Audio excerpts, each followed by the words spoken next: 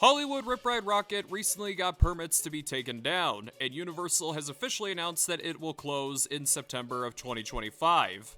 I'll be there a month later for Halloween Horror Nights and Epic Universe for the first time, so that kinda sucks. Funny enough, I knew they removed a lot of songs I didn't even ride at my last trip, so that makes my final ride on Rip Ride Rockit back in 2023. So, what could replace it? Minions Coaster. Now, there was a rumor that came out of nowhere. I heard it in early 2024 when talks of removing Rip Ride Rockit started. Now, to be fair, this kinda makes sense. The loading area to Rip Ride Rockit is right by the new Minions land, and here you can make a mini roller coaster based off the one from the movie, but I think this was mostly a troll rumor. Fun fact, in the script I typoed Runmer. I don't know why I said that, that's kind of funny. Does Universal want more family attractions? Of course they do. But I think this is a troll rumor because whoever came up with this idea would know this would be controversial. I think Universal even knows this would be controversial. Yes, the Speculating meme movies make a lot of money, but if you do another Minions ride rather than something else, you are pretty much alienating your older guests. I'll get into demographics in another video. You know, who isn't tired of the Minions? And I think even Universal knows that the recent Minions Cafe and VillainCon is probably enough. And in my personal opinion, I don't think this map layout really matters that much, because Minions Land is small compared to everything else in the park. Now look, of course this is what this version is going to be called. I think Rip Ride Rockit would be a perfect place to put Fast and Furious because the one in Hollywood is gonna be a minute long because of space, and here in Orlando, I think it could be longer. And I think a spinning coaster in the area where Rip Ride Rockit is at would be a perfect location for a spinning coaster. And hey, it'll be a more unique replacement than Supercharge. And me personally, I don't think Orlando Drift should replace Supercharge, because Universal is a movie theme park, not a Six Flags. I think we were getting way too many roller coasters for a place like Universal. I think we should get more dark rides themed around movies, and maybe a few flat attractions here or there. Ghostbusters. Next up, we got what many people are leaning into, and that's a Ghostbusters roller coaster. This is a perfect idea, because if you don't want to do a shooting ride or a show, then a coaster or a test track style ride based off the Ecto 1 would be a perfect idea.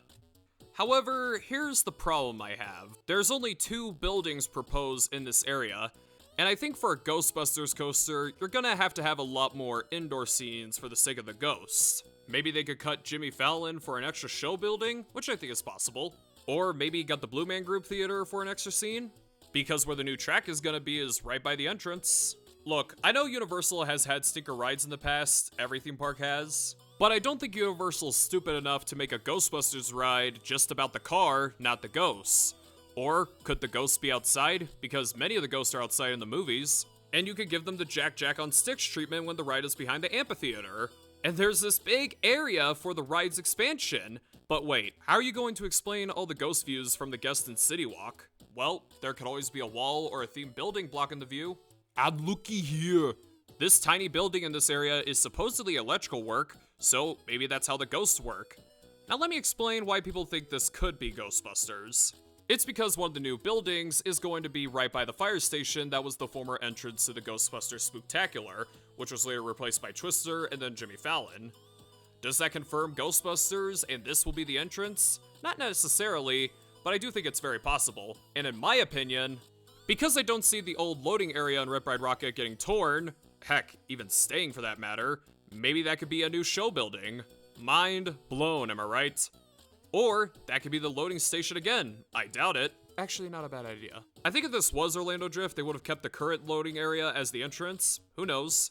But honestly, while I was writing the script for this video, and I got the idea of a themed wall or a building blocking City Walk guest view from the ghosts, and the old loading area being another show building, I think a lot of this is more possible now.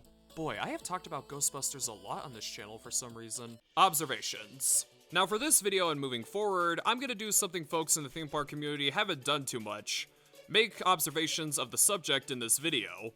Now, some are speculating this coaster model is what's gonna replace Rip Ride Rockit, which I could see why. There's a lift similar to Rip Ride Rockit, and there's the spinning vehicle similar to Fast and Furious. But I don't think that's the case, because when it comes to the lift, I think Universal would want something original compared to what came before. It would be strange not to see the lift again, but I do think because of the lift, The new track will have a view that our neighbors at Islands of Adventure can see, just like Rip Ride Rockit. So I think this model is more likely for Six Flags, or a Cedar Point, or a new park. Honestly, I thought for a coaster, where you would hear music throughout the ride.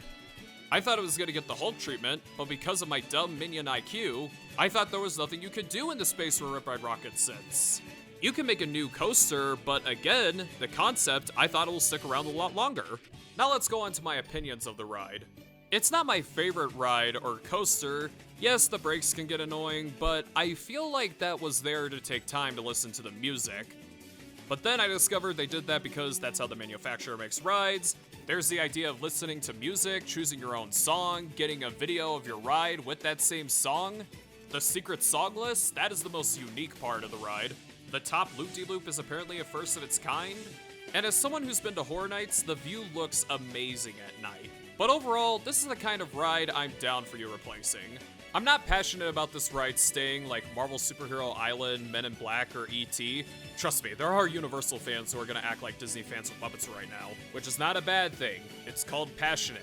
My first Universal Orlando trip was spring break of 2014, when I was 7 going on 8. And the fact that this ride is gonna be gone soon, things are gonna be different now.